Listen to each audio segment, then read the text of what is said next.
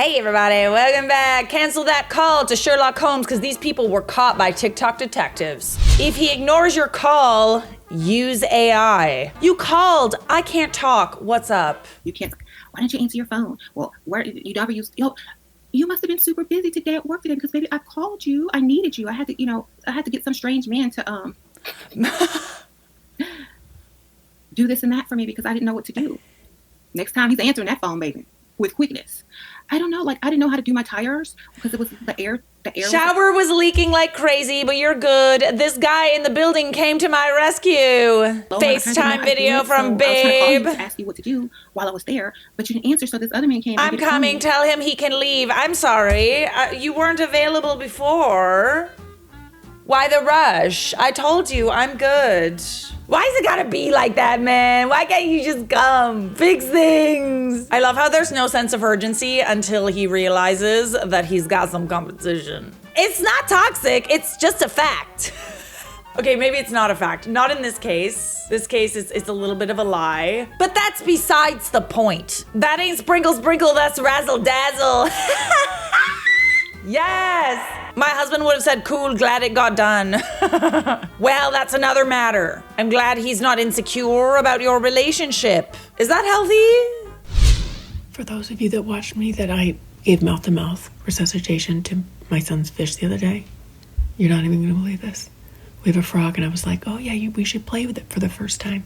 My son's like, I'm nervous. I go, don't be nervous, we'll go in your bathroom and shut the door. Which we did. Frog jumps around literally 3 seconds, jumps to the vanity. There's a freaking construction hole under the vanity, this big. Frog jumps in, lost in the wall. My son's in hysterics, calling Kermit. I set up a trap with a cricket in it and his bowl. Couldn't see him at all. You can't reach your hand in. But now, so I'm waiting it out. My son's asleep in hysterics, thinking he's gonna have a dead frog in the wall. Not on my watch. I prayed to St. Anthony. I put on sounds of crickets on my Google, and I'm trying to lure him out. I've been in here for 35 minutes. I wish I could tell you I was joking. I've been in the closet for an hour. The frog is prairie dogging out of the hole, which obviously means I can't go to bed. I gotta wait this out. I'm gonna try and get him on camera because he's been there for a while, but he ain't moving. Show me. Where is it? Where's the frog? Show me the frog. Where is it? Oh, there it is. Oh, look at that. Yeah, I can see it, yeah. Oh my God. How are you gonna get out of there? Yeah. Dude, we're in a legit standoff. It's been an hour. Okay, wait. I feel like there's a solution. I feel like you need to lure him out with food. Why are we whispering? Oh God, there's an update. I've been hiding in the bathroom for 2 hours. I put a little cricket right in front of his face. Yes. And he ain't budging. So I found this like plastic thing from our fish tank, and I think I'm pry him out. I don't think frogs can jump backwards. Oh my God, look how tired I am. So I think if I squeeze this in, he's gonna have to come out. I should probably close that door. I'm so invested. Stop. And in 2.5 hour standoff, at some point, the cops make a move. And he's just sitting there. So I took out a cricket and let the cricket go loose. Oh, that cricket is now somewhere lost. I turned my back for a second. Oh no, now you got a cricket problem. Yet, but he's somewhere. So then I was like, all right. So I kind of was able to get my finger close, but it's a tight spot. So I attempted a rescue with a fish hose. Okay. And I was just trying to get in behind him because I figured frogs jump forward, not backwards. Right. Yeah, that's good. Smart. And he jumped back in. He got spooked and he's back in the wall. No. So now I'm making like sounds on the wall to try and make him think he's being chased and try and chase him out of the thing. 2.5 hours in. We've just lost some footing. It's been 2 hours, 2.5 hours that I've been waiting to try and get my frog out of the wall. My son is asleep. He was close. He crawled back in. I'm reading TikTok as I'm waiting, trapped in the closet. And somebody said to turn out the lights. So I just turned out the lights. Okay. Dude, what? I just peeked around. I think it's dark, but I think he's in his bowl. I literally think he came out of the thing. No way. came out on his own. Oh, sorry. Oh, look. Oh, he's right there. Oh, what did you do that for? Oh. Grab him!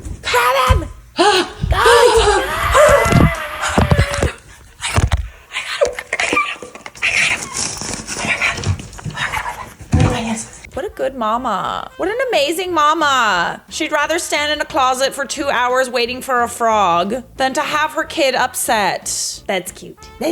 I was fully invested in the frog saga. I don't know about you. When you catch the dasher who stole your food.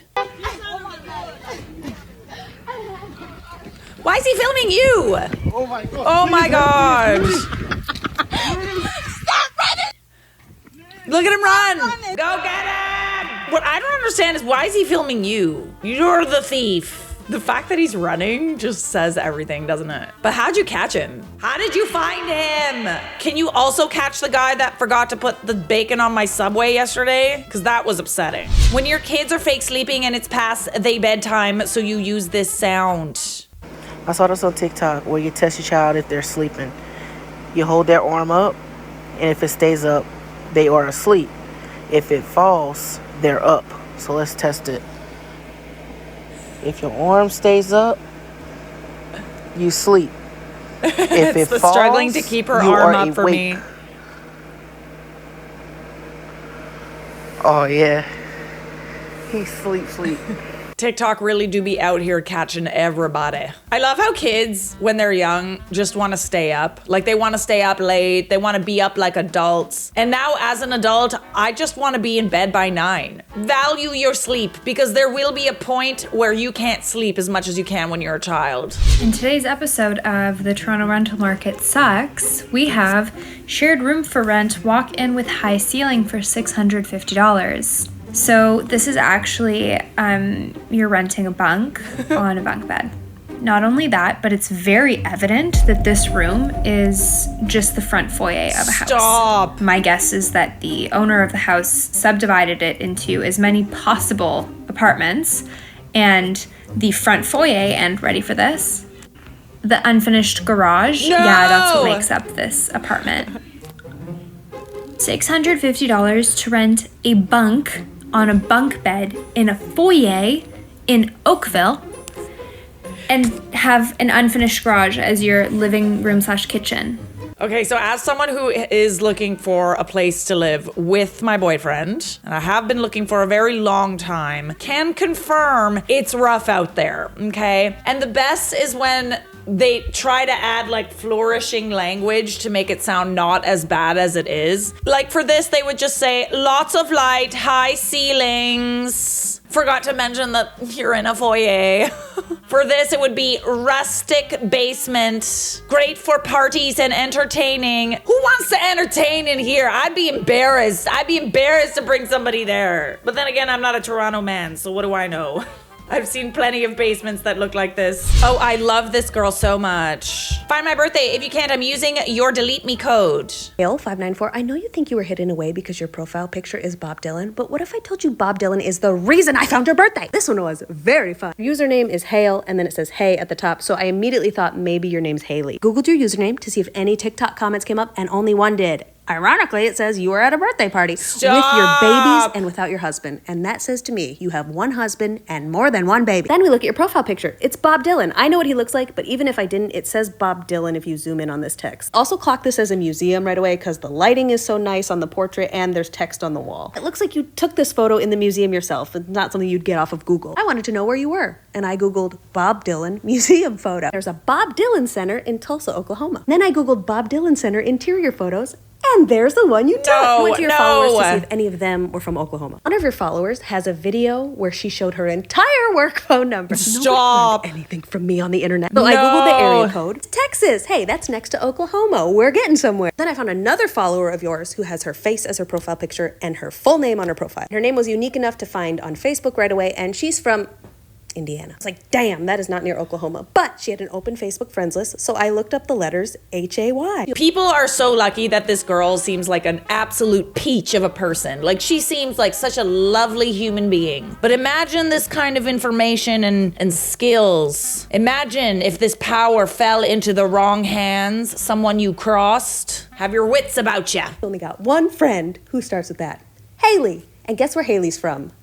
Jones, Oklahoma. Guess how many kids Haley has? More than one. Here's Haley's one husband who says he currently lives in Oklahoma. And guess where he's from? Texas. Anytime you post, Haley, your mother and mother-in-law are on it with the likes and comments. Your mother-in-law's profile, she wished you happy birthday on August 29th. You have a friend who wished you happy birthday on August 29th too. And you were asking people to donate to a fundraiser for your birthday, and you posted it on the 27th, which means your birthday is after but close to that. Most people donated to your fundraiser on the 29th, so I was confident that was the month and day. Nobody on Facebook mentions how old you are. I was getting so mad. I said maybe it's on Instagram. I looked up your full name on Instagram. Profile is private, but your username is HeyOK, like Haley, Oklahoma, I'm assuming. I said, maybe this is your username somewhere else, like Twitter. It was. And on your Twitter, I learned nothing about your birthday, but I did find some info. In 2009, you said half marathon in a week. And then you also said that you love running with your mom and sister. That half marathons are not for casuals. You are a runner. I know that when people run races, the results usually show how old they are. Back to Facebook, onto your mom's profile, and try to see if you had any photos together showing a running bib. This one, in 2012 in San Antonio. Looked up your bib number, and it had your name, but it did not have your age. That picture was 3 years after you said you love running on Twitter. I said there gotta be other races that you're in. Needed to find out what year you got married so I could figure out when you added your husband's last name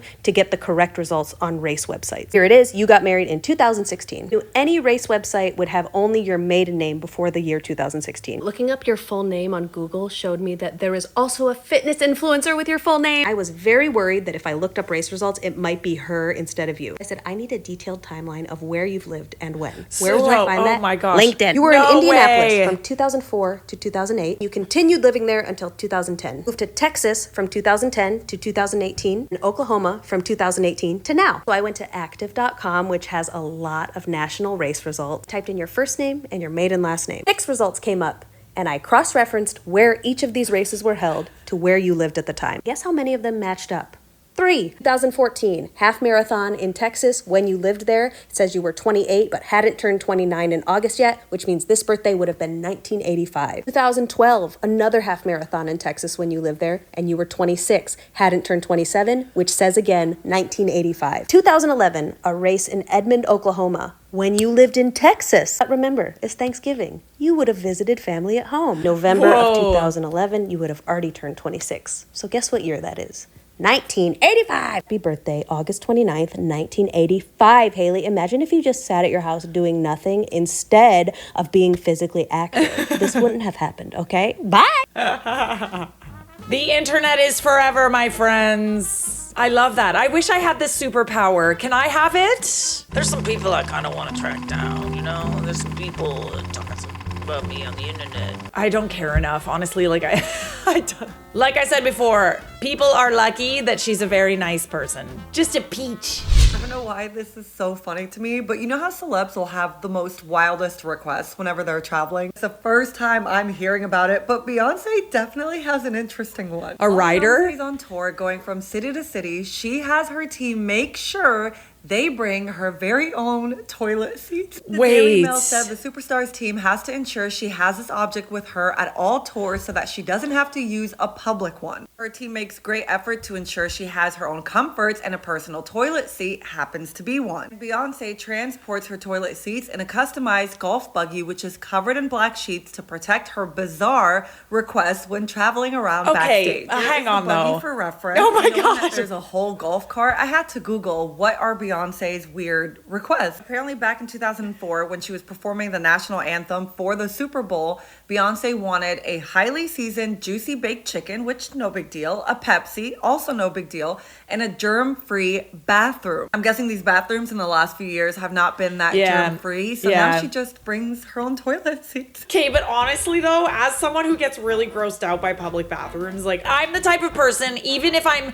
just at the moment of bursting, literally like pee could be trickling down my legs and I will still fully wipe down the seat with soap and then place toilet paper on top so that I may sit down and go to the bathroom. Honestly, if I was Beyonce, I would do this too.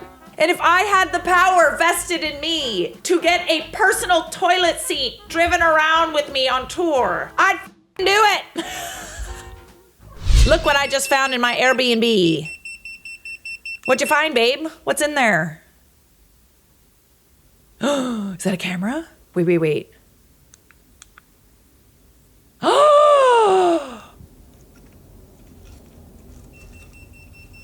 Oh, that's no. Oh no. Oh goodness. Can I get that on Amazon? Where does one get this device? Is there also a part of you guys that just like wouldn't want to know? Like I would want to know, but I also wouldn't want to know, you know? You could just give them a show, you know? Like just go get some chicken costumes. Don't mind me, just up in the clouds, minding my business. Can you guess where I'm going? Let's find out. This person posted a photo of their flight saying, "Can you guess where I'm going?" Well, I don't need to guess. Because I know. You were on flight SWA 4456. You left Orlando at 10:57 a.m. Landed in Dallas, Texas at 12:10 p.m. You took this photo approximately 9 minutes into your flight, right above Ridge Manor, Florida, at approximately 23,050 feet elevation, while sitting in seat 18F. Stay safe out there, kids. Subscribe!